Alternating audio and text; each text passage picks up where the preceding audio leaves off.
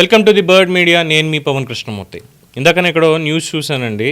మాజీ ఐఏఎస్ జయప్రకాష్ నారాయణ గారు నరేంద్ర మోడీ గారిని పోగొడుతూ ఒక వ్యాఖ్య చేశారు. ముఖ్యంగా ఈ ట్రేడ్ డీల్కి సంబంధించినటువంటి దాంట్లో ఈ ఒప్పందం ఇరు దేశాల మధ్య బంధాన్ని మరింత పటిష్టం అవుతుందంటూ కూడా ఆయన వ్యాఖ్యానించారు. అలాగే చాలామంది ఇంకా మాట్లాడుతున్నారు. ముఖ్యంగా క్లిష్టమైన అడ్డంకులు ఎదురైనప్పటి నుంచి ప్రధాని మోడీ ఎంతో సమయంతో వ్యవహరించి జాతీయ ప్రయోజనాలు కాపాడారని, తీవ్రమైన సవాళ్ల నడుమ జాతీయ ప్రయోజనాలు ప్రోత్సహించడం, ప్రపంచంలోని అతిపెద్ద ఆర్థిక వ్యవస్థతో స్నేహాన్ని కాపాడుకోవడం, అదే సమయంలో జాతీయ గౌరవాన్ని నిలబెట్టడం వంటి అంశాల్లో ప్రధాని మోడీ ఒక మాస్టర్ క్లాస్ని ప్రదర్శించారు.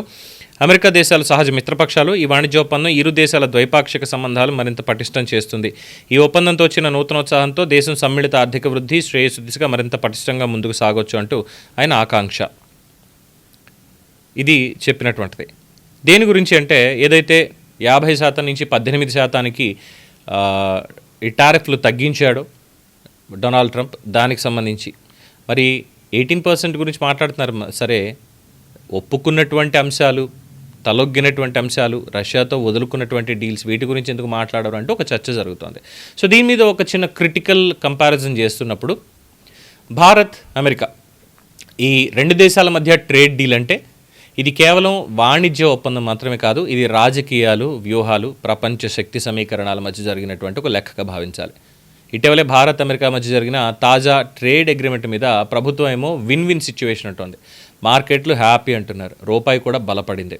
కానీ అసలు ప్రశ్న ఏంటంటే ఇది నిజంగా భారతదేశానికి లాభమా లేదా దీర్ఘకాలంలో దాగి ఉన్న నష్టమా అని అంటున్నారు. బ్యాక్గ్రౌండ్ ఒకసారి అర్థం చేసుకుంటే గత కొన్నేళ్లుగా అమెరికా, భారతదేశం మధ్య ట్రేడ్ సంబంధాలు అటు ఇటు ఊగిసలాడుతున్నాయి. ఒకవైపు చైనా మీద అమెరికా ఆధారాన్ని తగ్గించుకోవాలి అనుకుంటోంది. ఇంకోవైపు భారతదేశం ఏమో సెల్ఫ్ మేడ్ అంటే మేక్ ఇన్ ఇండియా పేరుతో పరిశ్రమల్ని కాపాడుకోవాలి అని చూస్తోంది. ఇక్కడే సమస్య. అమెరికా కావాలనుకునేదేమో ఓపెన్ మార్కెట్, భారతదేశం కోరుకునేది ప్రొటెక్షన్. సో ఈ నేపథ్యంలో తాజాగా కుదిరినటువంటి ఈ ట్రేడ్ డీల్ ఒక పూర్తి ఫ్రీ ట్రేడ్ అగ్రిమెంటా? కాదు, ఇది ఒక పరిమిత ఒప్పందం మాత్రమే. కొన్ని రంగాల్లో టారిఫ్ని తగ్గించాలి, కొన్ని రంగాల్లో మార్కెట్ యాక్సెస్ అనేవి ఉన్నాయి. సో డీప్ పాయింట్స్లోకి డీల్ పాయింట్స్లో చూసుకున్నట్టయితే ఈ ఒప్పందం ప్రకారం అమెరికా భారతదేశపు ఎగుమతులపై ఉన్న కొన్ని అధిక కస్టమ్స్ డ్యూటీలు తగ్గించడానికి అంగీకరించింది. ప్రధానంగా textiles, germs and jewellery, leather products, engineering goods. ఇవి ఎక్కడో విన్నట్టుంది కదా, యూరోపియన్ యూనియన్తో మనం కూడా చేసుకున్న దాంట్లో దీని మీదే. ఇక భారత్ నుంచి అమెరికాకి వెళ్ళే సరుకులు కొంచెం చవక అవుతాయి, అంటే ఇక్కడ నుంచి ఎక్స్పోర్ట్స్ అనేవి. భారత ఎగుమతిదారులకి పోటీ శక్తి అనేది పెరుగుతుంది. ఇదే సమయంలో భారతదేశం కూడా అమెరికా నుంచి కొన్ని వస్తువులు దిగుమతులకి తలుపులు తెరిచింది. ముఖ్యంగా అవి వ్యవసాయ ఉత్పత్తులు, ఎనర్జీ, డిఫెన్స్, ఎయిర్క్రాఫ్ట్ సెగ్మెంట్లో అమెరికాకి మరిన్ని అవకాశాలు ఇచ్చింది. ఇక్కడే అసలు విశ్లేషణ మొదలవుతుంది. ఏంటంటే ముందుగా ఇందులో ఉన్నటువంటి లాభాలు ఈ ట్రేడ్ డీల్లో. మొదటి లాభం మన ఎగుమతులు. ప్రపంచంలో అమెరికా అనేది చాలా అతిపెద్ద వినియోగ మార్కెట్. అక్కడ టారిఫ్ తగ్గింది అంటే భారతదేశపు ఉత్పత్తులకి డిమాండ్ అనేది పెరిగి తీరుతుంది. ఇది మన ఎంఎస్ఎంఈ రంగానికి చాలా కీలకమైనటువంటిది. ఇందులో రెండవ లాభం పెట్టుబడులు. భారతదేశం, అమెరికా ట్రేడ్ రిలేషన్ స్టేబుల్గా ఉంటే అమెరికన్ కంపెనీలు భారతదేశంలో పెట్టుబడులు పెట్టడానికి ధైర్యంగా ముందుకొస్తాయి. ఇది ఉద్యోగాల పరంగా కూడా ప్లస్ పాయింట్. ఇక మూడో లాభం జియో పాలిటిక్స్. చైనా మీద ఉన్నటువంటి ఆధారాన్ని తగ్గించాలి అనుకునే అమెరికాకి భారతదేశం ఒక నమ్మదగినటువంటి ప్రత్యామ్నాయంగా కనబడుతోంది. ఈ డీల్ అనేది ఆ దిశలోనే ఒక ముందడుగని చెప్పొచ్చు. ఇక నాలుగో లాభం మార్కెట్ సెంటిమెంట్. ఈ డీల్ వార్త రాగానే స్టాక్ మార్కెట్లు చాలా పాజిటివ్గా స్పందించాయి, రూపాయి బలపడింది, ఇన్వెస్టర్స్ కాన్ఫిడెన్స్ కూడా పెరిగింది. ఇక్కడ వరకు చూస్తే అంతా బాగానే కనిపిస్తోంది. ఎక్స్పోర్ట్స్ అన్నీ కూడా బాగున్నాయి, ఎంఎస్ఎంఈలకు బాగుంది, చైనా మీద ఆధారపడక్కర్లేకుండా భారతదేశం మీద అమెరికా ఆధారపడుతుందని వినడానికి బాగానే ఉన్నప్పటికీ కూడా ఇందులో ఉన్నటువంటి లూప్ హోల్స్ చూస్తే మొదటి అతిపెద్ద ప్రమాదం వ్యవసాయం. అమెరికా వ్యవసాయ రంగం అనేది భారీ సబ్సిడీలతో నడుస్తుంది. అక్కడ ఉత్పత్తులని కూడా కారు చౌకగా ఉంటాయి.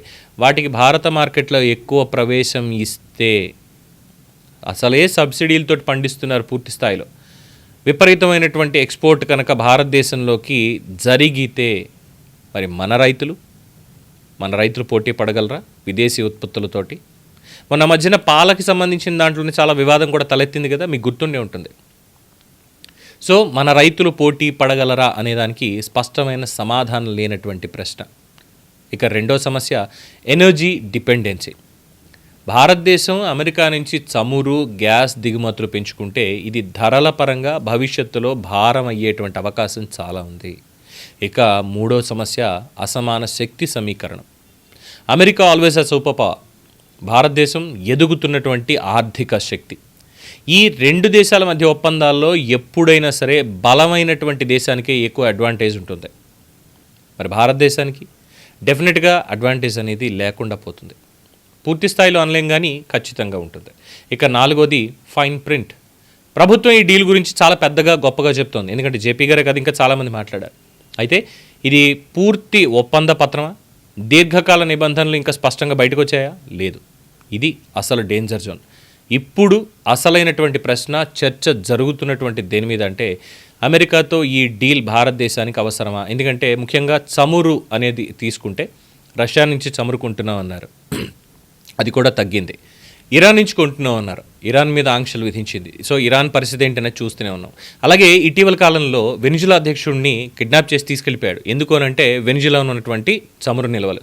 ఇప్పుడు అమెరికా చెప్పేది ఏంటి? అమెరికా నుంచి కానీ వెనిజులా నుంచి కానీ చమురు భారతదేశం కొనాలి. $500 బిలియన్ సంబంధించినటువంటిది ప్రతి ఏడాది కూడా. ఇది వాళ్ళు పెట్టినటువంటి రూల్. వాళ్ళిద్దరి దగ్గరే కొనాలి. అంటే రష్యా నుంచి ఒక 10% తీసుకున్నా, లేదు వేరే ఇంకెక్కడి నుంచి తీసుకున్నా, యూరోప్ దేశాల నుంచి ఏమన్నా తీసుకుంటున్నా, ఎక్వైర్ చేసుకుంటున్నా లేదు. ప్రధానంగా అమెరికా ఏది చెప్తే అదే చేయాలి అనేటువంటిది. సో ఇక్కడ నిజం చెప్పుకోవాలంటే ఇప్పుడున్నటువంటి గ్లోబల్ పరిస్థితుల్లో భారతదేశం అమెరికాతో దూరంగా ఉంటుందా? ఉండలేదు. చైనా, రష్యా, యూరప్ అన్నింటినీ బ్యాలెన్స్ చేస్తూ ముందుకెళ్ళాలి. అందుకే చైనా ఏదైతే దౌత్య ఒప్పందం నడుస్తుందో, యూరోపియన్ యూనియన్తో ఏది నడుస్తుందో, అలాగే రష్యాతో మనకి ఏదైతే స్నేహం ఉందో అమెరికాతో కూడా అదే విధంగా ముందుకు వెళ్ళాలి. అందులో భాగంగానే ఈ ట్రేడ్ డీల్ అనేది జరిగింది. ఇది పోనీ భారతదేశం సాధించినటువంటి సంపూర్ణ విజయమా? కాదు. పోనీ ఇదేమైనా సంపూర్ణ నష్టమా అంటే అది కూడా కాదు. ఇది కేవలం ఒక స్ట్రాటజిక్ అడ్జస్ట్మెంట్. కానీ సరైనటువంటి పాలసీలతో దేశీయ పరిశ్రమల్ని రక్షించుకుంటూ వెళ్తే, రైతులకి భద్రత ఇస్తే ఇప్పుడు చేసుకున్నటువంటి డీల్ ఈ 18% ఏదో విధించినా ఇది బాగానే ఉంటుంది.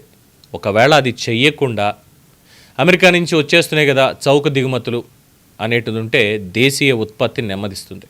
కాబట్టి ఈ ప్రస్తుతంతో ఉన్నటువంటి సిచ్యువేషన్లో ఈ ఒప్పందం అనేటువంటిది పోరాటం, ఆ ఒప్పందం పోరాటం కాదు, జరుగుతున్నటువంటి సిచ్యువేషన్లో భారతదేశం ఏ నిర్ణయం తీసుకుంటుంది, తీసుకునే దాంట్లో ప్రజలకి ఏం చెప్తుంది దాచకుండా అనేదే ఉంది. సో ఒప్పందం చేసుకోవడం ఇబ్బంది కాదు, దాన్ని అమలు ఎలా చేస్తామనేటువంటిదే ప్రజెంట్. భారతదేశం అమెరికా ట్రేడ్ డీల్ మన భవిష్యత్తుకి ఖచ్చితంగా ఒక మంచి అవకాశం. కానీ చప్పట్లు కొట్టేసి పండగ చేసేసుకునేంత పెద్ద విజయం అయితే డెఫినెట్గా కాదు. దీని మీద ప్రశ్నలు అడగాలి, దీన్ని విశ్లేషించాలి, దేశ యొక్క ప్రయోజనం ఎక్కడుందో చూడాలి. ఎందుకంటే ట్రేడ్ డీల్స్లో లాభాల కంటే నష్టమే చాలా నెమ్మదిగా బయటపడుతుంది అనేది చరిత్ర చెప్పినటువంటి సత్యం. సో ఈ డీల్లో మీరు ఎవరి వైపు నిలబడతారు? అమెరికా 18%, భారతదేశం ఏదైతే రద్దు చేసిందో 0% వ్యవసాయ ఉత్పత్తుల మీద దానివైపా? ఇది నష్టం అనుకోవాలా, లాభం అనుకోవాలా? ప్రస్తుతానికైతే లాభ నష్టాల బేరీజ్లో 50-50 ఛాన్సెస్ ఉన్నాయి ప్రతిదానికి ప్రాబబిలిటీ. చూద్దాం మరి భవిష్యత్తులో అమెరికా అధ్యక్ష పదవికి ఎసరు రాకుండా ఉంటే ఇది కొనసాగుతుంది. ఒకవేళ వచ్చి అక్కడ మనలాగే ఆలోచించగలిగేటువంటి వాళ్ళు, కేవలం అమెరికా ప్రయోజనాలు మాత్రమే కాదు ప్రపంచ ప్రయోజనాలు అనేటువంటిది, ముఖ్యంగా భారతదేశం నుంచి ఏదైతే మనం ఎక్స్పోర్ట్ చేసినామో అలాగే మనం ఇంపోర్ట్ చేసుకునేటువంటివి, మా దగ్గర చెత్త ఉంది కాబట్టి మీకు పడేస్తాం, మీరు చెత్త తీసుకోవాల్సిందే అనేదానికైతే తలొగ్గక్కర్లేదు. డెఫినెట్గా నా ఇంట్లో ఉన్నటువంటి సమస్యల్ని ముందు పరిష్కరించుకోవాలి, కానీ ఈ సమస్య ఇలాగే ఉంటే ఉండింది, అక్కడి నుంచి వస్తే నాకు రోజు వెళ్ళిపోతుంది అనేటువంటి నిర్ణయం అయితే ఖచ్చితంగా ఆమోదయోగ్యం కానే కాదు. ఏమంటారు? ఈ డీల్లో మీ భాగస్వామ్యం ఎవరి వైపు? మీ అభిప్రాయాన్ని కామెంట్స్ రూపంలో తెలియజేయండి. చూస్తూనే ఉండండి ది బర్డ్ మీడియా.